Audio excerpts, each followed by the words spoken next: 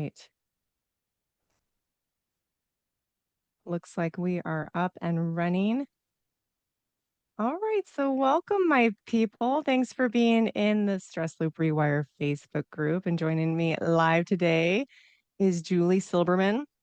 And we are talking, and Julie, let me just start off by saying Julie is a trauma-informed somatic practitioner, among many other beautiful things. One of my favorite things is a sound healer, singing bowl gal.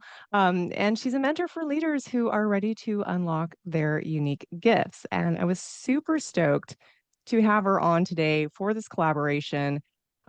Because, well, you know me, I'm all about helping the wellness pros who feel a bit like an imposter, who are out there teaching and leading in wellness, but maybe not practicing what they preach, maybe feeling a bit like two selves, one who's out there, with the Zen mask on, and the other behind the scenes who is feeling like a bit of a wreck, or maybe they're, in this case, kind of on topic with what we're talking about today. They're feeling like they have lost their spark. They maybe are having trouble connecting to their true purpose and gifts. Maybe creativity is a little blocked, and they're just really wanting to make their way back to that place of feeling centered and well so that they can lead in their business doing what they want to do in the beginning, which was create impact. And sometimes we just need to get back into our own regulation and to connect to ourselves. And that's what Julie's here to speak to today. This is the calm before the clarity, safety, self-love, and the somatic path to purpose. We're going to explore how safety in your body creates the foundation for aligned expression. So, Julie, I would love, first of all, just to say thank you. Thank you for joining me. And please do share a little bit about you and what led you to this path. What is your background there? Yeah, thank you so much, Jennifer. I really appreciate you bringing me on here and yeah, letting me share a little bit about myself. So my journey started, many, many years ago, and I was really struggling with my health. That's kind of where it started. I had kind of just like my hormones were out of whack, and I was like holding on to weight, and I just was like kind of in a chronic state of stress, I guess, like burnt out. And so I from there, I just kind of went on this journey of searching like alternative ways to really heal myself. And I started working with plant medicine and energy healing and sound healing and like just all things like holistic health. I think we all do that. We all have this tendency to be like, I'm gonna try this. No, not that. This. And we just pile on the methods until we're kind of like overdoing it, right? Yeah. Yeah. And then, it just kind of led me on the path of like all the certifications and like all the trainings and stuff.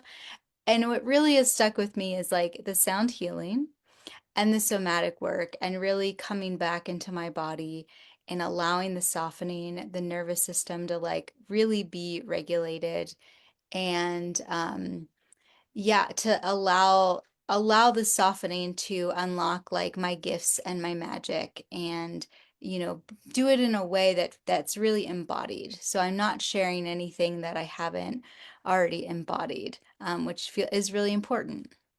Yeah, for sure. We need to lead from a place of authenticity. And, I think there's this tendency to get certified in things because we're excited about it. We typically had some sort of breakthrough or moment with it, and we want to go out there and lead, but we're not always like prepared right off the bat, right? We need some time to integrate that and implement it and work with people to understand how to bring forth that. And being someone who embodies it themselves is key. Um, can you tell me a little bit about any personal breakthroughs that you had yourself along the path? Yeah, so yeah, so recently, I guess like so in the last 18 months, I was in a ceremonial training with the Song of Sophia School and really diving into like the deep internal work. I was also like in my own grief journey as well. So it was really some of the most transformative time of my life. And through that, I just remember being like, what is like, what's the purpose? I'm trained in all these modalities, like the sound healing and the yoga and the massage and like all these things. But I'm like, what am I truly like meant to like bring? Like, how do I bring all these together? And, when I stopped searching and I really dropped into myself more and like was in the process of softening and connecting with the earth and sisters and things like that. What happened was in kind of like the boredom is that I had a conversation with somebody and had this like realization, this breakthrough of like, oh my gosh, I'm meant to bring this like trauma informed awareness into the healing space because it's something I was searching for years ago. And now through my training, it's been like I've learned and I've embodied it. And I'm like, this isn't something that's like taught in the healing space. And so people go out and get their certifications and they start working with clients, and that's beautiful. And I think it's like, incredible. And there's beautiful trainings out there. And also, a lot of them don't really incorporate, especially the shorter ones. There's not enough time in a weekend training to like really embody like what it means to be trauma informed. And so I just had this huge breakthrough of like, this is what I'm meant to bring. And I'm seeing like people are asking for it and there's a need for it. So I'm helping people unlock that within themselves, unlock their purpose the way I did, and then also sharing what I do in my purpose work. Let's talk a little bit about, before we dive into all the meaty little details and things that we really want to impart among anyone watching today, because I feel like it's going to be so super helpful and it's super relevant and relatable. Let's just quickly, and we'll go into this later at the end more, quickly share what your upcoming things are that you have to offer. Yeah, so in 2 days, on Tuesday the 29th, I have a really beautiful workshop, Unlock Your Unique Gifts. And this, I'm going to be guiding a somatic journey into the body. It's really going to be a deep coming home into the body, finding that spark. Where is that spark alive in the body and allowing that spark to take up space and bring a sense of center so that the clarity can kind of just awaken from the journey. So that's really going to be just a beautiful softening more into who we are so that our we can see what our magic is like with more clarity. And then that is going to lead into my Embodied and Awaken to Your Purpose course, where we are going to dive deep into all of these things. We're going to dive deep into um, creating safety in the body, moving through the fears, some self-love, inner child work, self-expression. So really, really coming into like our fullness of who we are so that that clarity of like our purpose is alive. And is that a 6 week course? Did I read that? It's a 6 week course with like a bonus module with a guest speaker. Um, it's yeah, it's so it's so exciting. I have a beautiful friend that does like hypnosis, and like yeah, a beautiful way of like activating gifts. So I'm gonna bring her in for like one of the specific like activating modules. It's a 6 week group course. It's gonna be so full of like really beautiful somatic practices and connection and just kind of everything I've learned and embodied in the last several years with all the modalities. I'm really condensing like the things that were really the most supportive. Oh, that's so cool. I love that. It's so cool when we can have these lengthened journeys. I mean, it's not great for us all the time. We're like, God, it took me 10 years to get here. Um, Yeah. but it's great that we can then condense and kind of cherry pick like the things that we're like, this worked, this is amazing. I want people to get the most condensed, efficient, effective version of what I had to go through. And I'm going to deliver it to them on a beautiful platform so they can just, have the express right lane route instead of the long one we took, right? Yeah, and then of course it's like gonna be a journey, but it is like, it's like I was just like figuring it out. I was like, I'll try this and all these things and yeah, so it is nice to like now be able to like create this kind of mini condensed version of that. That's great. I know. I think that we, as is anybody that's really in the healing field, I think we're very open to all modalities, and I think we get very psyched and jazzed about all of them. So it's very natural to like want to try everything, and then as soon as we love it, we want to get certified in it. So, but I think you did the right thing, and it's my highest recommendation too. I had to do this myself, to kind of hone in on like, okay, what's my real calling? Because I could offer all of this, but it becomes sort of a watered down version instead of, digging at the well really deep with a couple of modalities that, will really strike hard if you offer them. And that's not to negate and say that all the modalities don't work. You know what I mean? Right. Yeah. So many women that I come across in this field feel disconnected from their original spark. How would you say that the nervous system plays into this role um, in clarity versus confusion? Can you expand on your ideas of that? Yeah, definitely. So for me, like the nervous system, it's such a beautiful bodily system that we have, right? And there's so much purpose in it, and it's so efficient, almost too efficient sometimes. So, like, the nervous system and the way our body responds to stress is, it's a really beautiful system for like when we're actually in like real threat and real danger. It does everything it needs to do without us having to think about it. What's happening though is like when there's like these micro stresses that our nervous system gets activated and it kind of stays there, consistently. And so what happens when our nervous system is kind of on overdrive or we're in freeze or we're in fight or we're in any of these multiple, stress responses over a period of time, we're kind of acting from a place of fogginess and not really being in our body, not feeling safe. And it's beautiful. It's like, if that is where you're at, it's perfect. Your body is adapting and protecting for whatever you're moving through. And also, it's not optimal if you are looking for that creative spark that's inside of you already, because it's inside of all of us. And so really a lot of my work is the softening of the nervous system, the de-armoring, and feeling safe in the body, because the more we can feel safe, the more we soften, and then the more we can feel that spark and our channel can flow more freely. Yeah, that's so true. I was recently dealing with this, and I remember this happening back in the day too. I taught a lot of yoga. And when I would go through moments of high stress, anxiety ridden, I could not for the life of me create more classes. Even a playlist was hard to pull together. I couldn't come up with any creative ways to do movement. I mean, I just felt like my practice and my teaching fell flat, and it was all I could do to show up sometimes. And it really affected things. And then even recently in building my own course, it takes a lot to show up and create. And there were some things I went through personally, and it just stalled everything. I didn't feel like I could produce anything of quality in that state. And even if I could, I had nothing to give. I was pure fog, pure depletion. This beautiful dance between, you know, anxiety and depression going on, this like, ugh.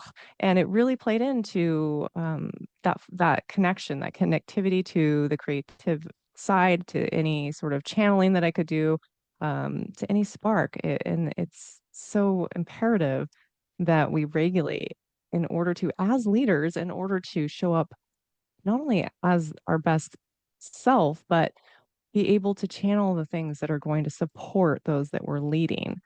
Um, I don't know. Do you agree with that? I imagine you do heavily. Yeah, definitely. I mean, I agree with that. I think, when we are in that space, it does definitely lead to depletion and burnout, and then we can't really show up from that space. So we need to be really doing all the things for ourselves, and then also like what we're putting out into the world should be nourishing. It should really give us energy. It should give us life. Otherwise, there might be something off in like the way we're creating or the way we're not taking care of ourselves, whatever it may be, because ultimately it's like I know the difference now between a session when I leave it and it feels nourishing and a session that feels draining. And so I'm more interested in like doing the sessions that feel nourishing for me and nourishing for the client, right? Because Yeah, that's that where I'm energy, gonna, yeah, that energy is very reciprocal, right? You feel it even online, even through, even if you're not actually there. It transpires between the two. You had mentioned kind of, I love that you say this too, and I think we'll get into slowing down a little bit further in our chat, but you had mentioned you got bored. It was in the boredom that when you did slow down, it was in the boredom that your kind of own, um, I guess, unique gifts kind of bubbled up and what it was that you wanted to bring forward. Can you tell us a little bit more about like that moment when your aha moment, I guess? Yeah. Yeah, it's really interesting because one of my mentors, she always says, like, be bored. Like, it's good to be bored, right? And sometimes we get bored and then we reach, we want to watch TV or we want to reach for our phones or like whatever it is. Sometimes I use, like food. But I was actually in Hawaii and I was cooking for these retreats and there was like a 10-day break in between the retreats. And I just remember I was so exhausted because it was a lot of work. And I just remember like being in this Airbnb with a couple ladies for 4 days.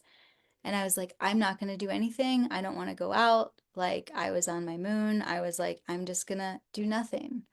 And then I had a conversation with somebody on the phone and was kind of helping them integrate one of their sessions with their clients. And through that conversation is when the breakthrough came. And it was like, I was like, oh my, lit me up so much, something so simple, right? I gave myself this space to like do nothing and rest. And then I had a conversation, just like a normal, chat. And I was just like, it lit me up so much that I was like, this is what I'm meant to share. And then so what happened from there is like I was like, this is it. I feel it. Felt so alive, so different than any other like thing I put out or offered before. And but then what happened is I actually like decided I kind of let it go. I just let it go. I was still kind of like I had to come back, I was like come back to my home and like there was other things moving. And I kind of just was like, okay, there's something here, but I'm gonna like let it go. And then a couple months later, when I had the energy to start putting into my business again, it came back. And that's how I knew because, like I don't know if this relates to like everybody. I'm a manifesting generator, but like I have a lot of ideas, a lot of things, but they come in and I get really excited and then I get really bored with them. And Oh sometimes yeah. I still like try to like I've kind of like learning to like go back and like tap into the initial spark that was inspired that idea. So I've kind of learned to do that also. But this, it was like I could let it go and came back a couple months later and the spark was still really alive. And so All right. yeah. That's cool. So, for anybody watching, I'd say so far we have two great pieces of advice or recommendation, if you will. And that would be get bored, allow yourself to be bored, resist the urge to reach for all the normal things that we distract ourselves with. Because you don't know what might bubble up in that space of quiet, of solitude, of going within. And two, hang tight when you have a really hot idea. Let it go for a hot second. Make sure if it's sparking something in you, that means like something is coming alive in you. That's like almost a higher self talking to you and you're getting jazzed. But go ahead and let it go because if it boomerangs back, then you'll know that it's Yeah. meant to be. Exactly. And it's like if it comes in hot and you're like in a place where you're like, you have all the space to create and the momentum to create, go for it. But if you're like, it comes in hot, but you're like engaged with other things, let it go. But then, like, when you do have space, like, revisit it and see if there's still the spark there. So that's an amazing third point, like honor your rhythm and where you are in life and your bandwidth. And Yeah. I can so get on board with that because I do have the tendency to get super excited and then pile it all on. And now I'm just now learning to be like, that's a great idea. Where this year, not like now, but where this year might that fall into a good place to revisit because otherwise you will completely do the opposite of what we're trying to do and overstimulate yourself and get more dysregulated stressing out about it. Exactly. And this is like a whole topic on itself. We could probably do a whole nother live on this because I do talk about like the energetics too, because it's like Yeah. following the rhythms of our own energy, our own cycles, our own whatever's happening in our personal life, but also like the Yeah. collective energy. What's Yeah. happening? Do you hibernate more in winter? Like, do you do more in the summer? Do you work with like how Yeah. the planets are moving? And so there's Yeah. like, I noticed like in the winter, I kind of paused for like a couple of months. I had to go through my own process. I wasn't doing anything in my business. And then starting in the spring, it's like I had a ton of momentum and energy, Yeah. and like it was like time. And so really learning to listen and like feel the pulse of that, Yeah. because the energy, if we're meant to bring something into the world, the energy is going to support us. We're going to have like a team supporting us behind the scenes energetically in whatever we're meant to create. And I think it's really important if we're trying to force something and we're getting really tired and burnt out. It's like, okay, maybe it's not time, or maybe, we need to like look at that. Yes, and I love the idea of having a little energetic team on our side. So that's so cute. So let's talk a little bit more about how when we're stressed and we try to force something to happen, force a goal to come to fruition, force clarity, it doesn't work. It doesn't work. The real clarity comes from that slowing down. But let's give the listeners or the watchers something to help them. So what practices or somatic shifts would you recommend to help those moving from stuck to open when they feel like something just hasn't like landed yet? It's not happening for them. What would you recommend? Yeah, so everybody can really find like what works for them, but like for me, like specifically, like getting into nature is like one of my best ways to really come back into my body. Nature is like the best teacher out there, and if we can go and just spend some time in nature, put your phone away, just walk with the trees or the plants, or sit with a tree, or get in like some hot water or some cold water, whatever way anybody can connect with nature, even if it's just putting your feet on a patch of grass, or like sitting with a tree, or talking to the flowers, like whatever it is, just find a little piece of nature, wherever you are. Obviously, if you can get into the mountains or somewhere where it's really immersed in nature, that's more ideal. But even just like a tree that's in your yard or in your neighborhood is perfect.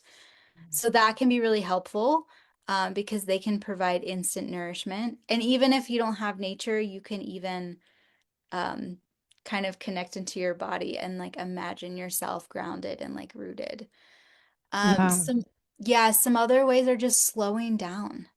Like thinking about like coming back into like our own truth and saying no and saying yes. So like if we're not overcommitting ourselves, because I find that we want to people please, we want to, like do all the things, but then we're not really honoring ourselves, and we're getting burnt out. So if we want to focus on our creative projects, we might not be able to like go out with that friend that one night, or something like that. So we really, what's important and what's our priority, and really honoring what we need. Yeah, I love that. And something came to mind that I want to touch on. I kind of want your take on this too, since you have experienced this also, I believe. So we can slow down with the intention for clarity, the intention for a spark, perhaps. But I think it's really important to not set any parameters or expectations on that, because then we almost like reblock ourselves, right? Like, well, I'm going to slow down and go in nature today because I really need to come up with my next idea and it's going to happen today. Like you have to almost go into it with like, yeah, I'm slowing down with the intention of allowing, but I have no set expectations of what that's going to bring forth. Would you agree, or what would you speak to on that? Yeah, I would definitely agree. And I think it's like we're not slowing down for a result, except to slow down, but it's really about being present and being in our body, right? And it's Yeah, like we don't know what's going to come of it. It could be nothing, right? And it could be everything.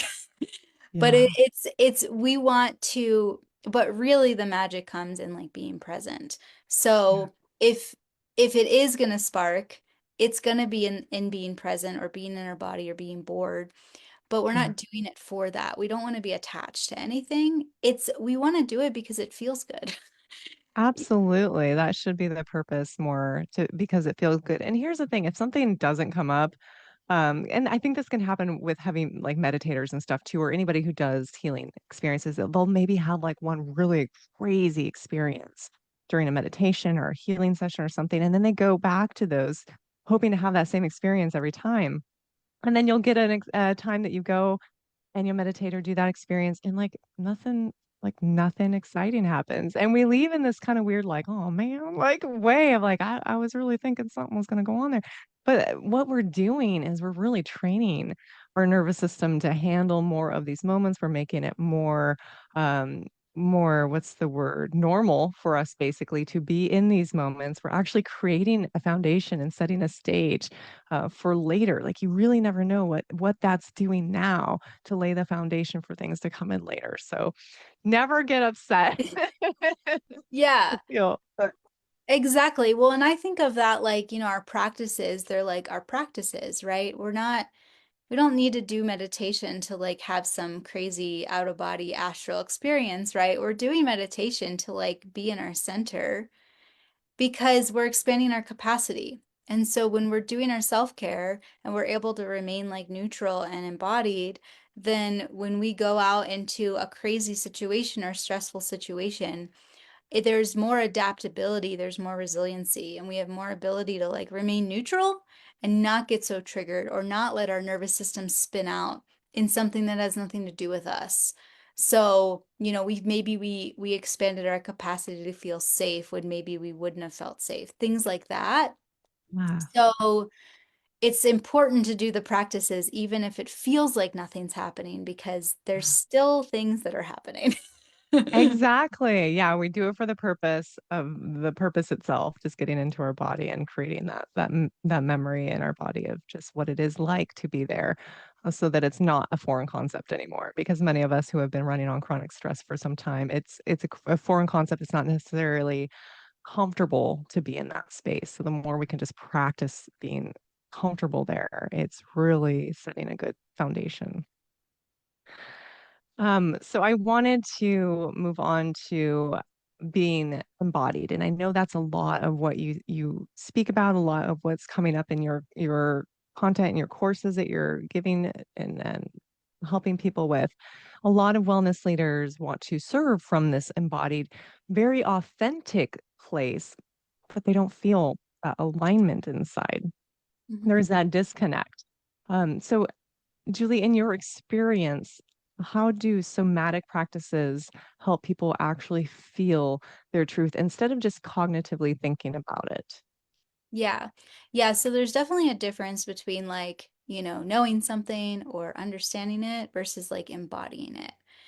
And so I can think of embodiment like in a couple of ways. I think of embodiment of like how much in our body are we, but then also like what is embodied in our truth, in our expression, right? So it's like a one thing if we like look confident, it's another thing to like have confidence embodied, and things like that. And so like something that has been really important in my journey is the trust, and so it's one thing of like trusting myself and knowing like that there's a support system out there that I can trust. And then it's another thing that's like the trust is embodied, and the way my life flows, it's like I'm trusting that every decision, every move I make is intuitively guided for my highest good.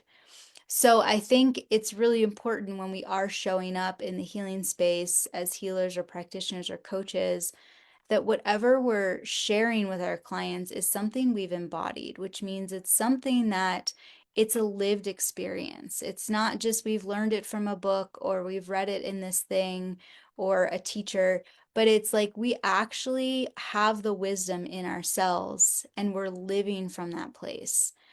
And so it creates a different kind of integrity and authenticity when we are showing up in that space. That's such a good point. And that's not to discourage anybody, I'm sure, from going out there and teaching fresh out the pike of getting a certification. But there is something to be said for having some tread on the tires, for really having gone through a lot of this work yourself, so that you can speak from a place of experience versus just, knowledge and conceptual ideas of what someone might experience when they're going through this. Yeah.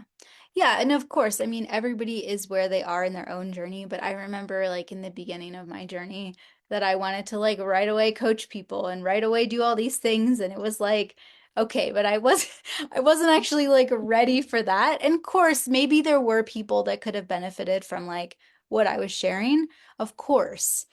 But like the more I move through my journey, the more I realize like, oh wow, okay, like this is where I am and now I can help people that were where I was a couple of years ago in their Yeah. journey because I've embodied this like new wisdom, this new life experience. But of course, if you're in your journey, maybe like if you're learning, then you can have like practice clients. It's always good to have practice clients. When you're first learning something, like in my sound healing training, it was like do 10 sessions for free before you charge, and of course, you want that experience before you have like a monetary exchange because it is important to just practice and they know you're practicing. So people are definitely open to like the practice sessions as well.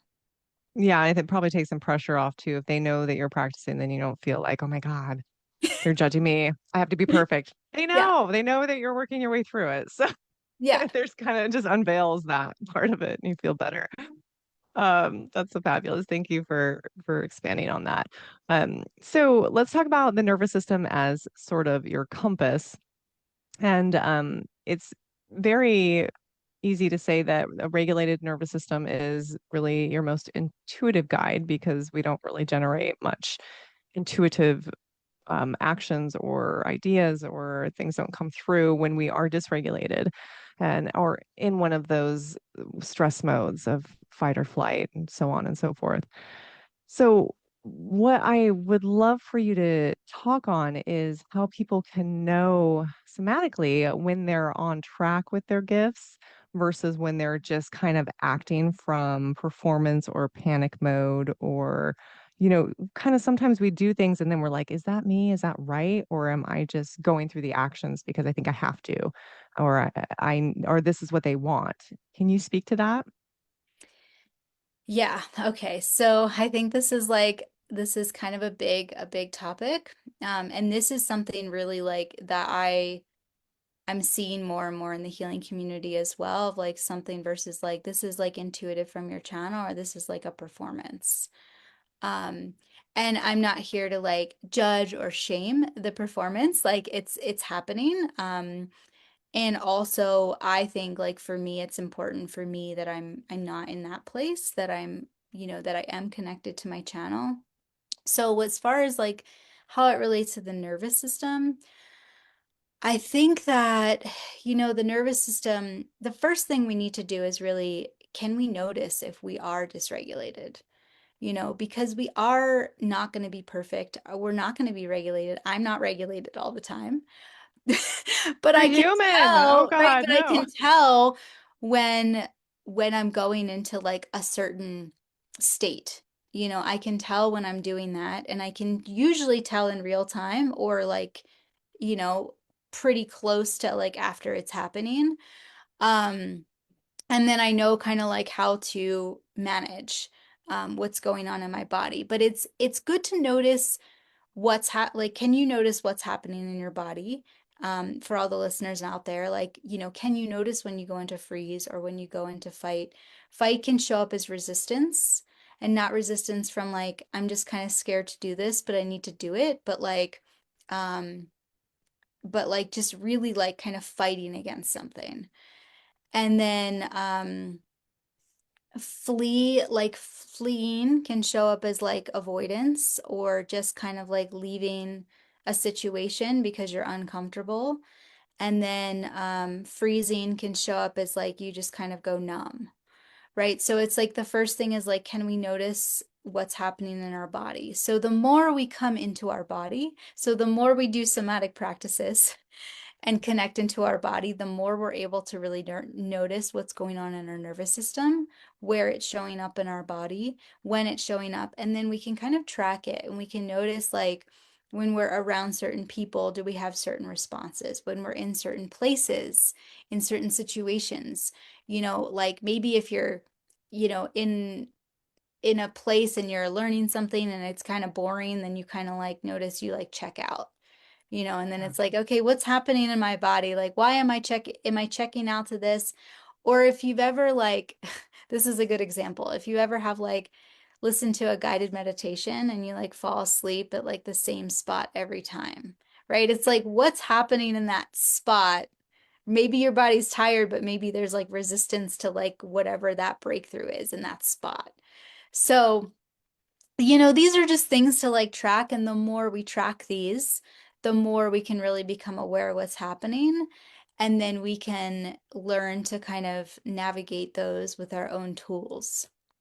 Yeah, and then you can notice if what you're moving forward with and what space is that coming out of? Is it coming from an open, expansive energy, or are you moving from this constricted, contracted state? And you bring up a good point. Like sometimes there is resistance that's like healthy resistance because we do have healthy fear, and fear is sometimes really misinterpreted. Excitement feels very similar to fear sometimes. So we have to be very astute in how things feel in our body, and then kind of notice what, like you said, what is happening consistently to make that feeling come up. And then you can dive into like, well, what is this? Kind of get curious about it, if you will.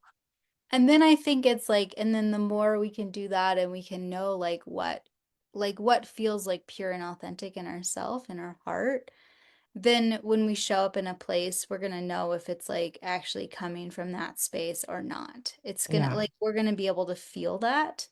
Yeah. And then, we can adjust. And this, I just want to say to all the listeners, like, don't think like you have to get this right like today or tomorrow. Like, this could take years of practice to really be able to like fine tune like this space.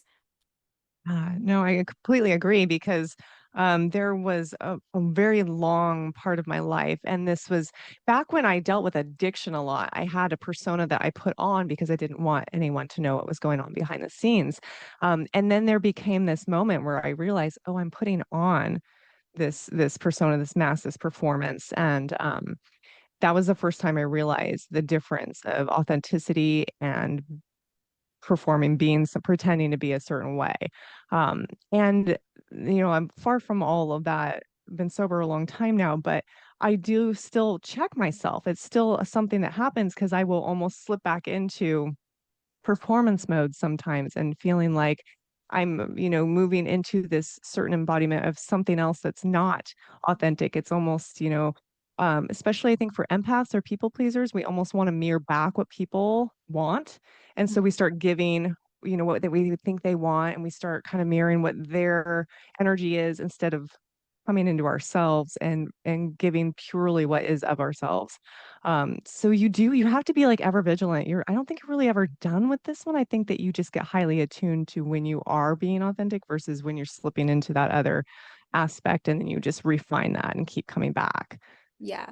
And I think this like really ties in with the slowing down, because when we are slowing down and we are in our body and we are present, it's like we're going to be more authentic in our channel. Yeah. And we are going to like notice more if we are, slipping back into like a different way. Mhm. Generally, I find too with myself like that happens when I'm more busy and more distracted. And then I don't really notice, and then it happens, and then I'm like, oh, okay, and so it's like, and so it all like ties together, it's just like really the slowness Yeah. and being in our body and having the spaciousness, and then, it allows that to flow authentically. Yeah. And I absolutely love that you brought up the point that this isn't a one and done. This is not you're changing in one day. Like really all of presence and embodiment and everything we always talk about, it's like a lifelong, I don't want to say I would say lifelong journey, but it makes it seem so arduous. But it's like it is a forever thing. Like you always have to be in this space, not where you're like working and it's all an uphill battle, but you have to be present Hmm. continuously. It's not just you take a magic pill and life is great. Life is going to be stressful. It's going to throw you curveballs. Your energy is going to ebb and flow. So there's this just ongoing, if you can accept that the best thing you can do is just remain present and deal with what's in front of you. It kind of takes away that feeling of like, am I ever going to be done with this work? Yeah. Yeah, because like, yeah, like you said, you are never actually going to be done with it. But what I found in my journey, and I'm glad that this is coming forward because this is something of like a couple months ago that came up. I'm like, I need to talk about this. But it's like it gets it gets easier because you understand like that it comes up, it's your capacity expands, your resiliency expands, right? And you understand like how to move through it and you move through it faster, whatever it is. And it's like it comes in, okay, you move through it and then, you move on. And it's like you get really attuned to like navigating the things that are moving through as life as humans. Yeah, it's beautiful. Let's talk quick before we move on to reiterate all the beautiful things you have coming up. I want to talk about objections because I feel like this comes up all the time. We stop short sometimes. We get like, yeah, I can sense that this is for me, or I should work on this, but I'll get to that later, or I don't have time.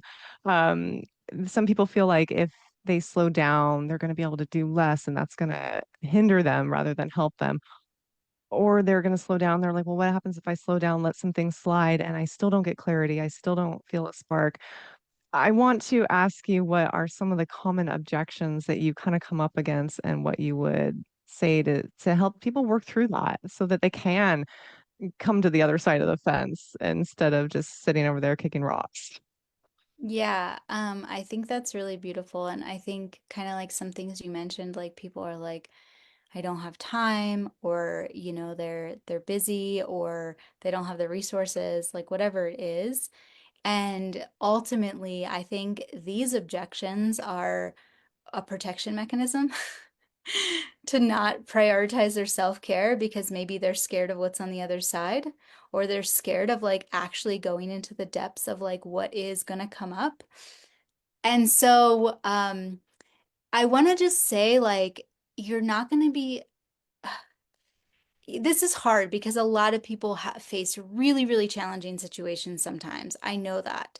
And also, it's like trusting that whatever is put in front of you is for your highest good is like it's so so important. And even though in the hardest situations and in the most difficult traumas, you know um I want to just be sensitive to anybody that has had like a really challenging situation because I know that's really tough and I'm not like discrediting that at all. And I'm so sorry like if any listeners have gone through something so major. And also it's like there is a level of like it is for the highest good. Whatever we are meant to like go through and challenge and overcome. So if there are really deeper things inside of us that want to come up, and we're not doing the work because we're afraid ultimately. I think ultimately if we want to do it, but then we're making excuses and we know that, and that's okay, that's perfect. Like if we're in a place where we're just not ready, we're not ready because we need to feel safe to like go into these places.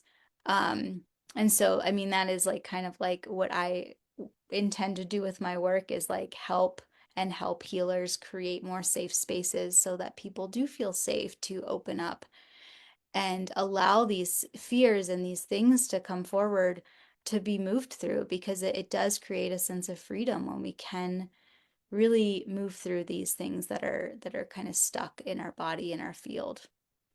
Yeah. Yeah, I think a lot of it is that protection mode that we are in. We get scared. We get scared to heal. It's funny. It's like a paradox. Like half of us wants to heal and the other half is terrified of it. Yeah. Yeah, I love what you said to that. Well, please do. share again what you have coming up. I know you have your Unlock Your Unique Gifts workshop on Tuesday. There are replays for that as well, correct? So register even if you don't think you can make Yes. it. Is that your So, point there? yeah, definitely the registration will be open. Like I said in the beginning, it's going to be a beautiful somatic journey.